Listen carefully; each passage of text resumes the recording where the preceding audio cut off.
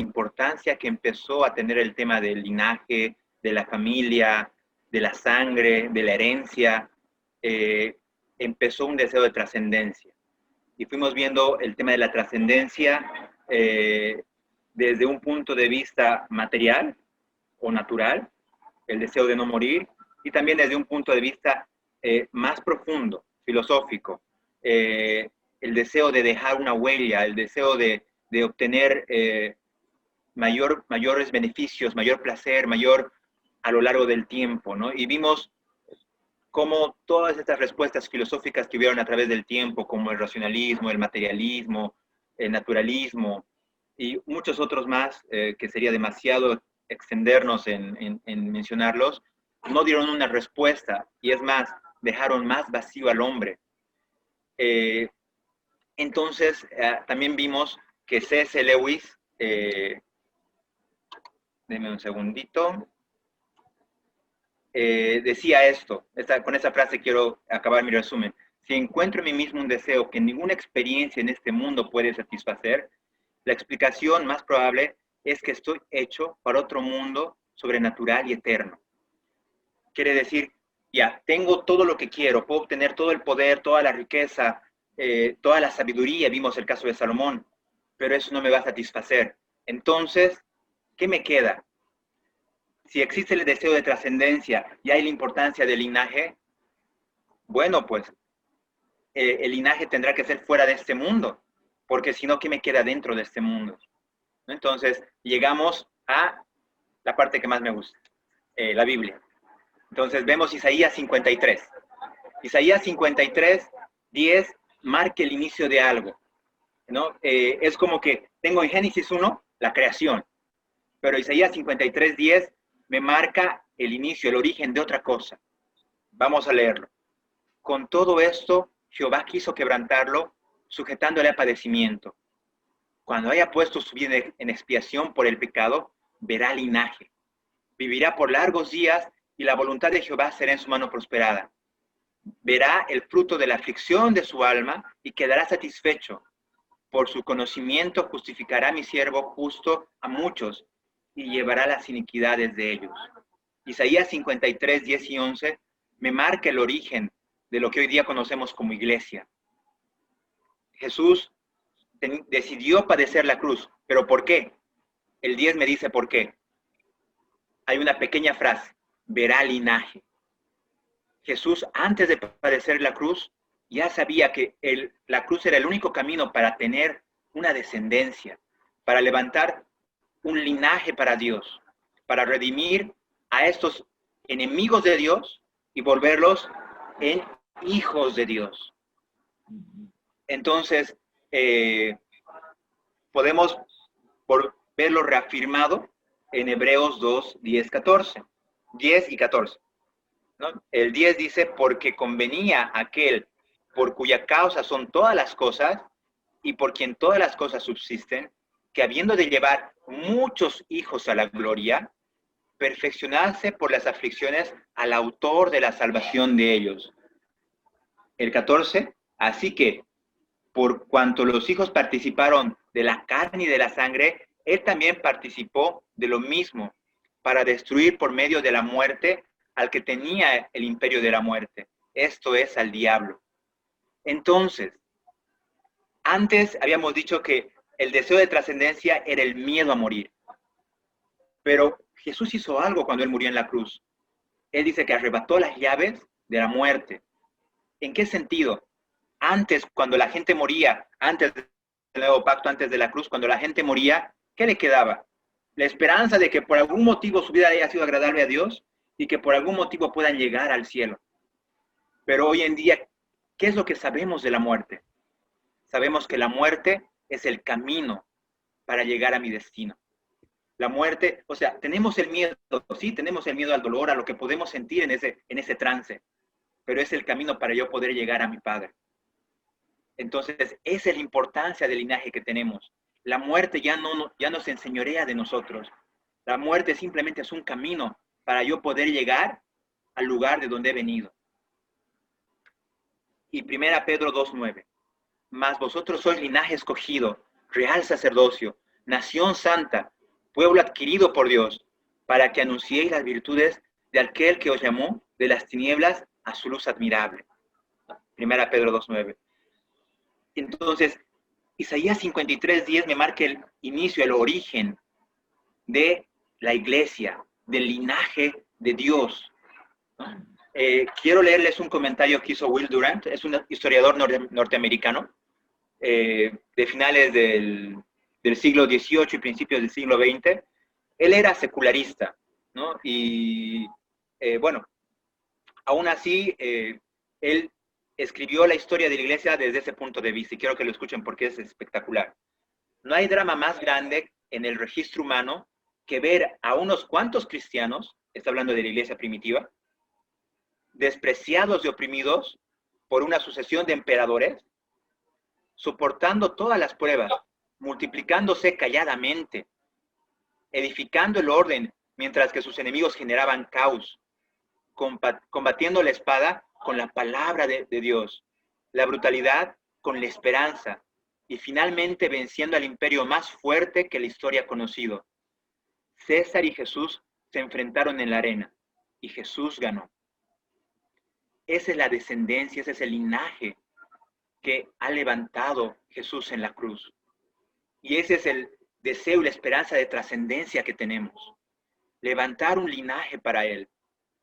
O sea, ya más allá de qué es lo que nos espera después, qué es lo que tenemos que dejar, cuáles son las huellas, lo que tenemos que hacer es preparar una descendencia que esté lista para poder servir a este Dios en el cual hemos creído y poder dejar la huella de Él en esta tierra.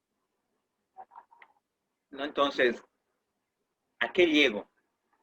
Y este es uno de los versículos que a mí más me mueve. Primera de Pedro 3, 15, 16. ¿Cómo es que yo voy a dejar esta huella de Cristo en este mundo? Más bien, honren.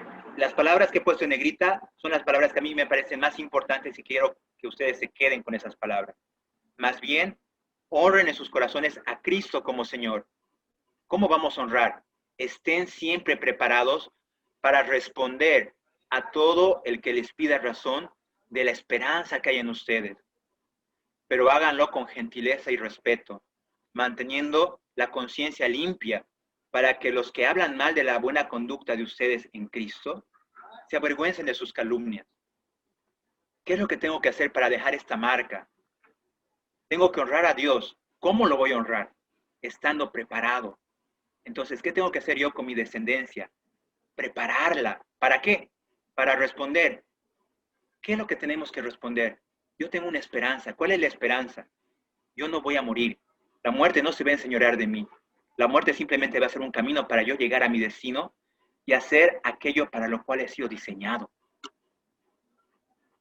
Entonces, eso es lo que tengo que estar preparado para responder. Cuando la gente me mira, por ejemplo, ahora en la pandemia, ¿no? Es como que todos tienen miedo de morir. Y cuando te preguntan, ¿y cómo estás? ¿Te has estado estresado? No. ¿Por qué? Bueno, o sea, ustedes tienen miedo de morir porque tenemos que responder delante de Dios. ¿Y te sientes listo para responder? O sea, ahora en la pandemia y por cómo está la situación del mundo en temas políticos, en temas filosóficos, en temas de ideología de género, la agenda cultural que estamos viendo hoy en día, tenemos que poder responder. Y para poder responder tenemos que estar preparados. ¿Y cuál es el requisito? Háganlo con gentileza y respeto. ¿Sí? No se trata de ganar una discusión, no se trata de poder decir, yo tengo la razón, sino mostrar el amor de Cristo. Hablar la verdad, pero mostrando su amor. ¿No? Entonces, ¿a qué llego? Nosotros tenemos una cosmovisión, ¿sí? Hay unas preguntas filosóficas que toda cosmovisión se hace, ¿no? Una cosmovisión se basa en torno a una serie de argumentos conectados. La visión del mundo se constituye en torno a 4 preguntas. Origen, significado, moralidad y destino. Y estas 4 preguntas son las preguntas que todo ser humano en algún momento se ha hecho. Y que todas las corrientes filosóficas han tratado de responder y todas las religiones del mundo tratan de responder. Origen, ¿de dónde vengo? ¿Cuál ha sido mi origen? Desde los griegos decían, ¿cuál es el arché de las cosas? y trataban de responder y hubieron un montón de teorías. Significado. ¿Cuál es el sentido de? Y ahí yo puedo completar. De mi vida, del universo, de mi profesión. O sea, yo como persona, como ser humano, voy a buscar significado a todo lo que hago, a todo lo que pienso, a mi vida. Moralidad. ¿Cuál es la verdad? ¿Qué es bondad? ¿Quién define esto? Hoy en día, esta es una de las preguntas que ha sido más atacada. ¿Por qué? Porque el relativismo ha hecho que todos tengamos una verdad, que nadie tenga la verdad absoluta, que la moralidad no sea necesaria. Hoy día hablamos de valores, hablamos de principios. Entonces, la moralidad no es necesaria. ¿Y de quién viene la moral? La moral viene de Dios. ¿Qué es lo que tenemos que defender como cristianos? No principios y valores que han nacido gracias al racionalismo y gracias al materialismo con Nietzsche, sino tengo que poder defender al dador de la moral, que es Dios mismo. Y destino, ¿a dónde voy? ¿Existe una meta o un fin? Ahora, si nos ponemos a pensar estas 4 preguntas y ustedes se ponen a analizar todas las religiones del mundo, desde el Islam, las religiones asiáticas, inclusive las corrientes filosóficas, ninguna puede responder estas 4 preguntas. Ninguna. La única religión, por así decirlo, o cosmovisión, como me gusta llamarlo a mí, es el cristianismo, es Jesús y todas las enseñanzas que tenemos de él, que nos pueden responder estas 4 preguntas. Ahora, ¿cuál es la más importante para mí? La más importante para mí es la del origen, porque la respuesta a la pregunta del origen define cómo vamos a responder todas las demás preguntas. Si mi origen es divino, si yo vengo de Dios, entonces la pregunta del significado, la pregunta de la moralidad y la pregunta del destino automáticamente se van a responder. Pero era lo que les decía ayer, si yo creo en el naturalismo, que es la corriente filosófica de hoy en día, que somos casualidad en esta tierra, si yo creo en el naturalismo y mi origen es la casualidad, ¿cuál significado hay? ¿Cuál es el motivo para tener una moralidad en esta tierra si simplemente es la casualidad y cuando muera ya no hay nada más? ¿Y cuál es mi destino? Mi destino es terriblemente, como decía Nietzsche, la muerte. Y ahí acaba todo. Entonces, ¿cuál es el sentido de que yo haga cosas coherentes y cosas buenas? Y era lo que les decía, o sea, la frase que utilizaba un apologista que yo admiro mucho, que es Ravi Zacarías, era, si la casualidad es nuestro hacedor, entonces el desastre es su arcoíris. Y tiene todo sentido. Porque tenemos tantos sinsentidos en esta vida que mejor me quito la vida. Y eso es lo que muchos jóvenes de hoy en día piensan. Ahora, si el origen es de dónde vengo, yo quiero que se pongan a pensar eso. ¿De dónde vengo? Vengo de Dios. Entonces, si mi esencia es Dios, ¿quién soy yo? Y muchos se escandalizan con esta pregunta. Vamos a la Biblia. Juan 10. Le respondieron los judíos, no queremos apedrearte por ninguna obra buena, sino por una blasfemia y porque tú, siendo hombre, te haces a ti mismo Dios. Jesús le respondió, ¿no está escrito en vuestra ley, yo he dicho, dioses sois? Eso está en Juan 10, 33 y 34. Ahora, si Jesús lo dijo y dice, está escrito en vuestra ley, que en otra palabra es Torah o palabra, ¿en qué parte está escrito eso? Vámonos a Salmo 82, 17. Yo había dicho, vosotros sois dioses, todos vosotros, hijos del Altísimo, pero ahora moriréis como el hombre, caeréis como un príncipe cualquiera. Yo les pregunto, dentro de cualquier ser que está comenzando a existir, está la esencia de donde ha venido. El huevo de un pez se va a convertir en pez. El huevo de una gallina se va a convertir en un pollito que luego será una gallina o un gallo. Un óvulo fecundado humano se va a convertir en un ser humano. O sea, lleva cargada la esencia. de dónde ha venido. ¿De dónde hemos venido nosotros? Vámonos a Génesis. Génesis 1, 26 y 27 dice, entonces Elohim dijo, bueno, yo tengo la versión que es la Kadosh, ya me gusta mucho también esta versión, entonces si la escuchan rara es por eso. Hagamos a la humanidad a nuestra imagen, conforme a nuestra semejanza, y reinen sobre los peces del mar, las criaturas que vuelan en el cielo, los animales, y sobre toda la tierra, y sobre toda criatura que se arrastra en la tierra. Así que Elohim creó al hombre, a la imagen de Elohim lo creó, macho y hembra, él los creó. Antes de esto, cuando hizo los animales, cuando hizo las aves y a los peces, cuando hizo a las estrellas, cuando separó la expansión del agua, de la expansión, él dijo, sea. Pero cuando decidió hacer al hombre, él realmente hizo.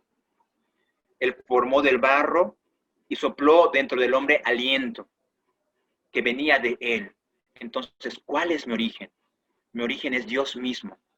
Entonces, no es un sinsentido ni es una blasfemia decir que si venimos de Dios, ¿qué somos? Somos hijos de Dios. En otras palabras, no nos gusta repetir, no nos gusta decirlo, pero somos dioses.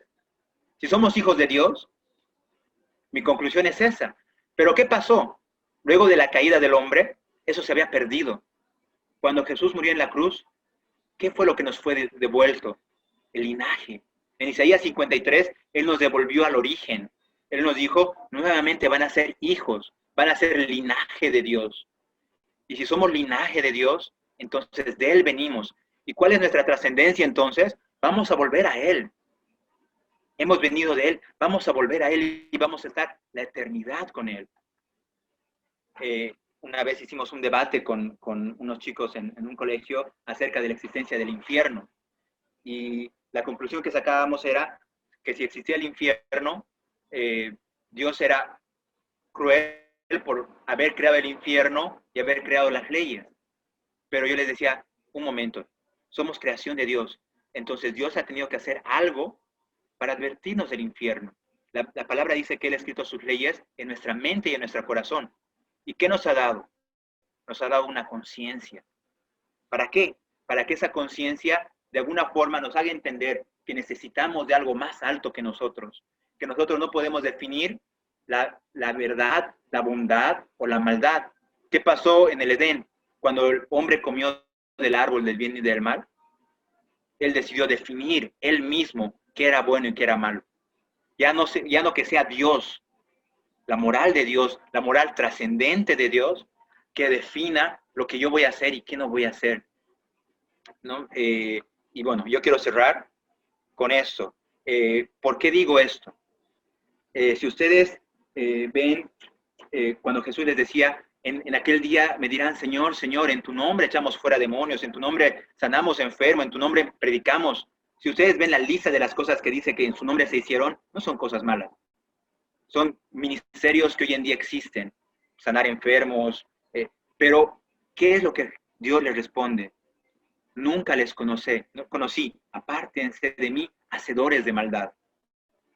Entonces, la moral de Dios no define lo que es bueno y lo que no es bueno, define cuál es su voluntad, para qué estamos hechos, cuál es el significado particular de mi vida.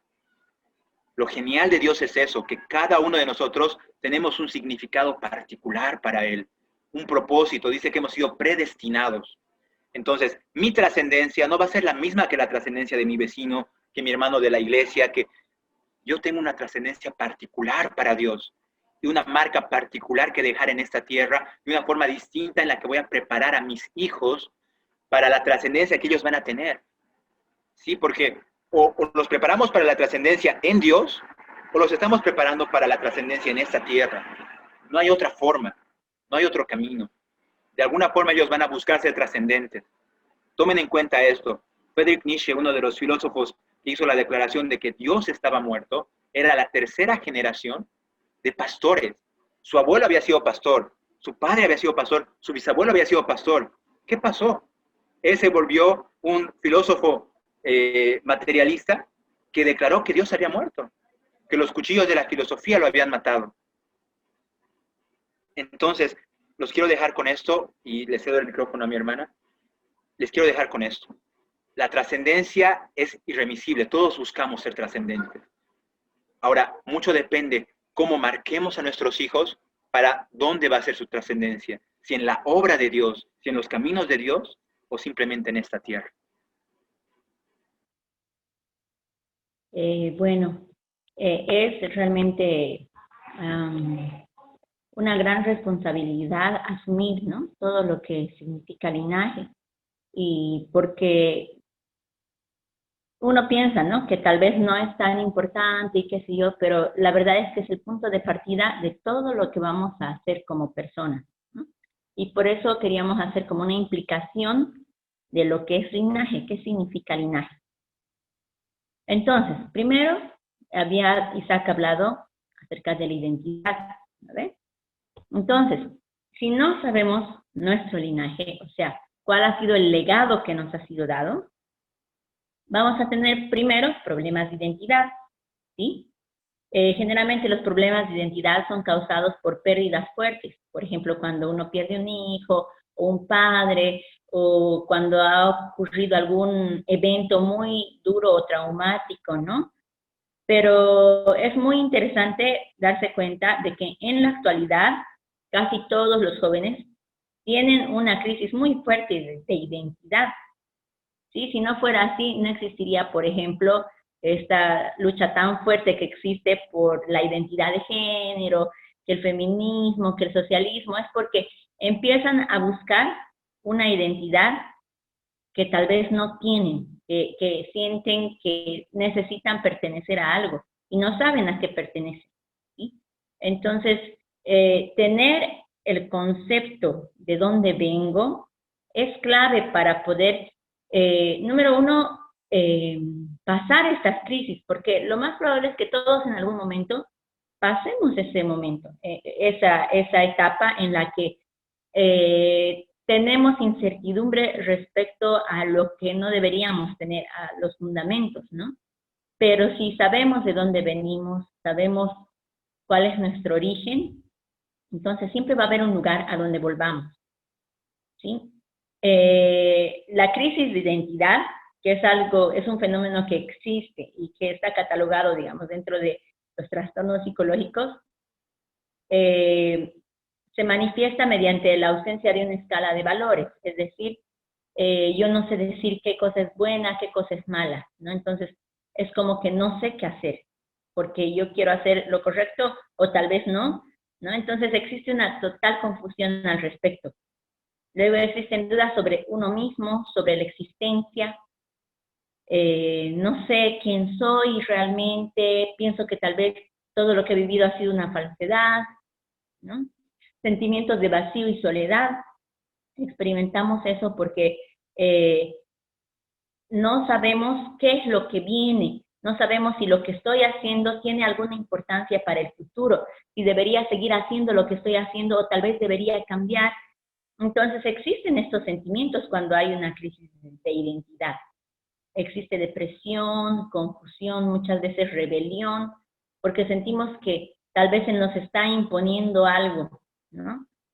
Ahora, realmente a mí me llama mucho la atención, pienso que a muchos de ustedes también, que todas esas características se ven muy fuerte, ¿no? Antes se veía, digamos, o se decía que solamente existe esta crisis en la adolescencia, pero la adolescencia cada vez se va haciendo más larga. Entonces vemos jóvenes en la universidad, saliendo de la universidad, adultos jóvenes con esta misma crisis, y parece que se va extendiendo cada vez más. ¿Y por qué? Porque no sabemos de dónde venimos, ¿sí?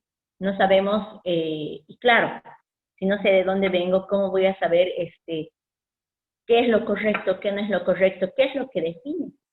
Por eso hay tanto el concepto de tolerancia, ¿no? Que sí, que es tu verdad, que es mi verdad, nos respetamos y todo bien. Y puede ser que esta mi verdad mañana cambie, ¿sí? O existe una total ambigüedad. Y el malo aquí es el que sabe de dónde viene, cuáles son sus principios y qué es lo correcto, ¿no? Que es algo trascendente a uno, o sea, ni siquiera es mi verdad, simplemente es una verdad, es la verdad que viene de antes hasta ahora, ¿no? Entonces, uno piensa que es, tal vez no piensa que es tan importante, pero sí lo es para saber quiénes somos, para tener una seguridad respecto a lo que creemos. Luego,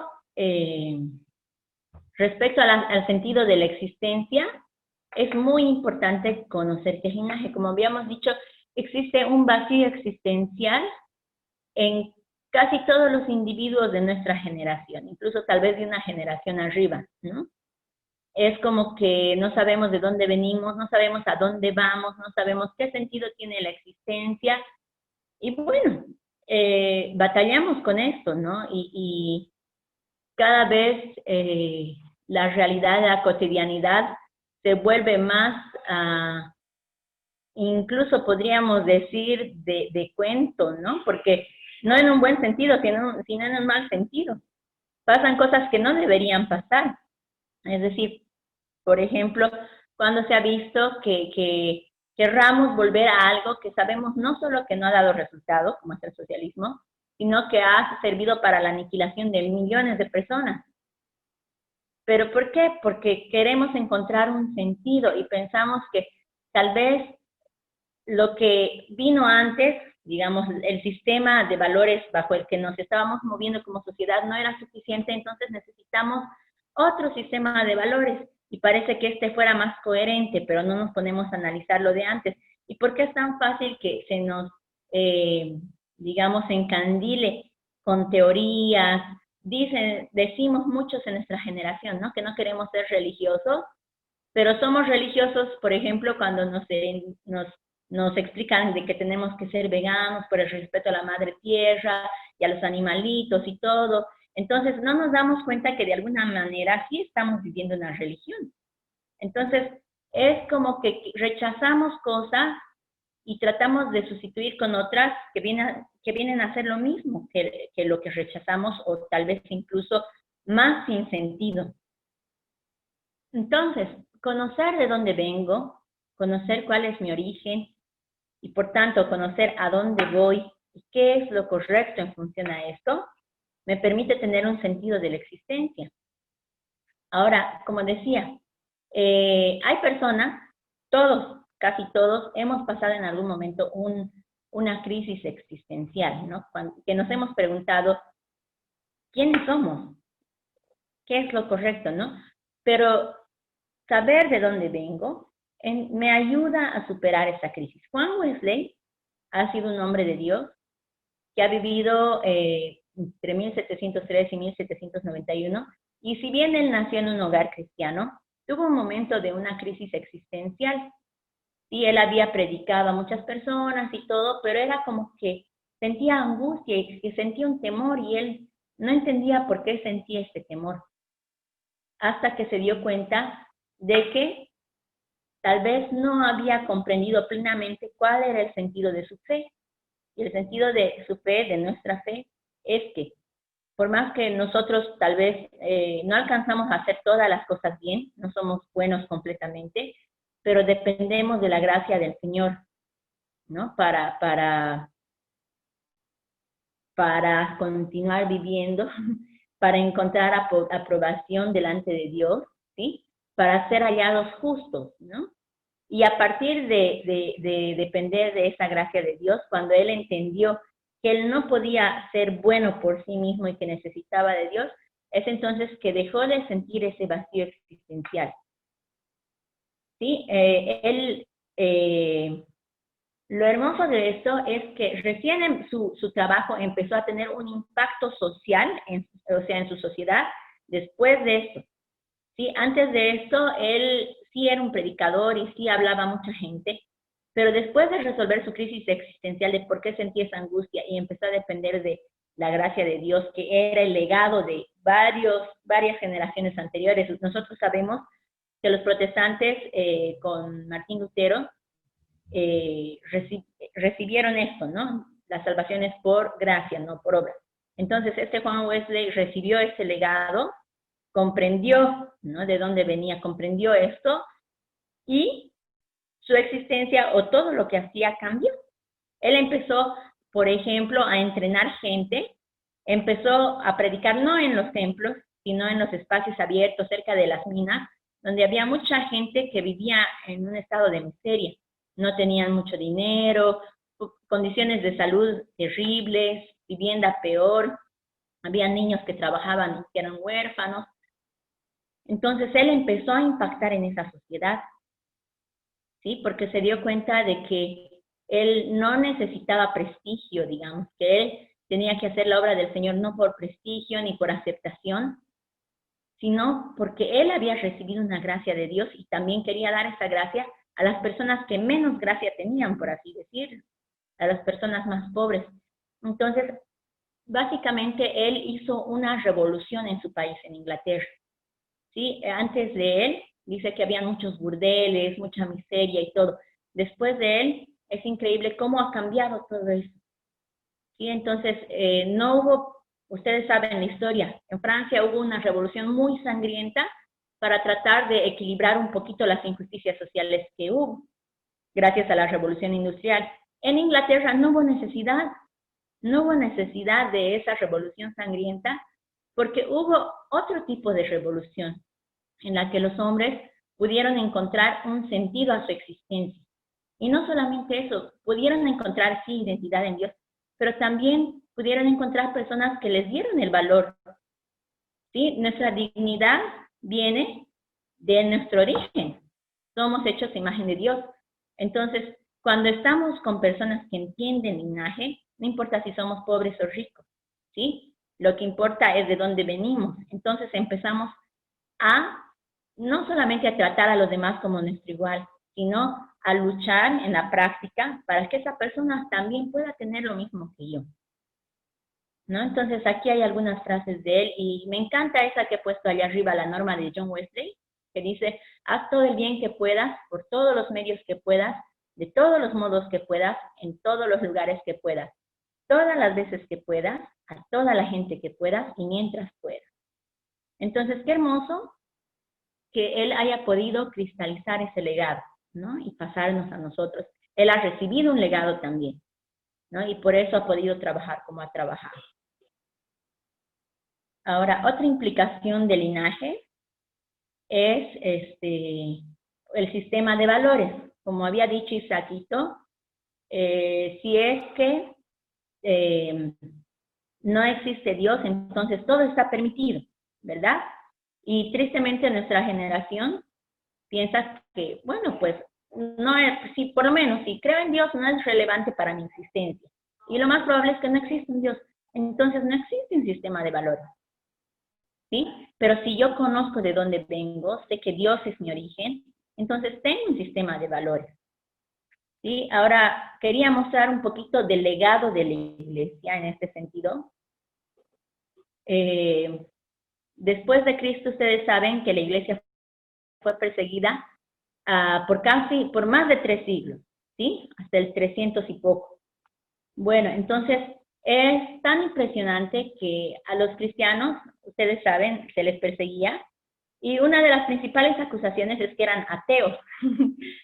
Y claro, ¿por qué decían eso si creían en Dios? Es que los romanos tenían tantos dioses, y bueno, César principalmente era un dios, ¿no ves? Y los cristianos decían, no, nosotros no vamos a adorar a otros dioses, Dios es el único Dios verdadero. Y por eso les decían ateos. ¿Sí? Bueno, hubo persecución a la iglesia, pero ellos no cambiaron su sistema de valores a pesar de toda la oposición que hubo. ¿Sí? Hubo sincretismo de la religión después de esto. Sabemos que con Constantino el cristianismo se volvió la religión oficial del imperio, pero muchos se hicieron cristianos por conveniencia, porque podían dejar de pagar ciertos impuestos si eran cristianos, tenían privilegios, entonces claro, me resultaba más cómodo, más conveniente ser cristiano. Esto fue muy peligroso para la iglesia, porque empezaron a, digamos, ya sí, la Biblia, la palabra de Dios es la verdad, pero también la palabra del Papa es verdad, y la tradición también es palabra. Entonces se empezó a mezclar el legado que habíamos recibido. ¿sí? Pero hubo siempre personas fieles en la iglesia que dijeron, no, esto no es verdad. No, lo que dice el Papa, si contradice la Biblia, no es verdad. Hubo personas que murieron por esto, igual que los mártires, los primeros 3 siglos de la iglesia. Hubo gente que dio su vida, que fueron sacrificados, que fueron torturados durante este tiempo en que el cristianismo era la religión oficial del imperio. ¿Sí? Y qué hermoso saber que a pesar de su sufrimiento, y es más, gracias a su sufrimiento, nos ha llegado este legado. ¿Sí? Bueno, sabemos que Martín Lutero, gracias a la Reforma, pudo marcar un antes y un después, ¿no? Porque él estableció muy claramente los principios de nuestra fe, ¿sí? Que solo la gracia, solo la fe, solo Cristo, solo las Escrituras y solo a Dios la gloria. Entonces, eso marca como un norte, ¿no? Y sabemos que no es válida la palabra del hombre por encima de la de Dios. Así que nuestro legado, nuestra herencia, es eso, la palabra de Dios, ¿sí? Que va siendo aplicada de diferentes maneras a lo largo de la historia, pero siempre, siempre la palabra de Dios. No otra palabra, no palabra de hombre. Porque cuando nos damos cuenta que aún con buenas intenciones, si el hombre empieza a mezclar su palabra con la palabra de Dios, entonces se empieza a perder el linaje, ¿sí? La mezcla, en este sentido, como habíamos visto, ¿no? En Europa era una deshonra a veces mezclarse con otro linaje, en Israel también. Ahora, no es que esté mal, digamos, tener amigos no cristianos o algo así, sino que nosotros no tenemos que mezclar la palabra de Dios como fuente de verdad con otra fuente de verdad, ¿sí? Eso es lo que creemos nosotros, ¿no? Y es la fortaleza, la esencia de esta fe que ha perdurado a lo largo de los siglos. Ahora estamos viviendo el posmodernismo, que es donde es mi verdad, es tu verdad, yo respeto tu verdad, tú respetas mi verdad. Ahora, Dios nunca nos ha llamado a respetar la verdad del otro y dejar que el otro respete mi verdad. Más bien, como Isaquito nos ha mostrado en su diapositiva, estamos llamados a defender la verdad. Sí, con mansedumbre, sí hablando al otro, considerándolo, porque de repente Dios le concede el arrepentimiento. No voy a atacar a la otra persona jamás, porque esa no es la idea, pero voy a defender la verdad. ¿Sí? Voy a defender lo que es correcto.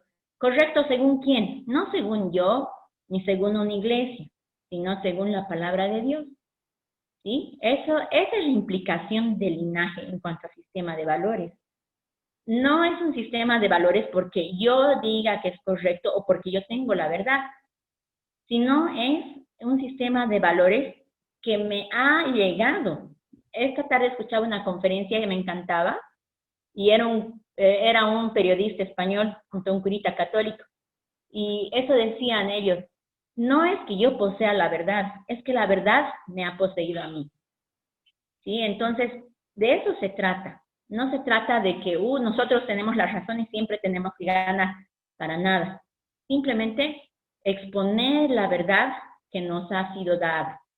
Que nos ha sido dada y ni siquiera es nuestra verdad. ¿Sí? De eso se trata.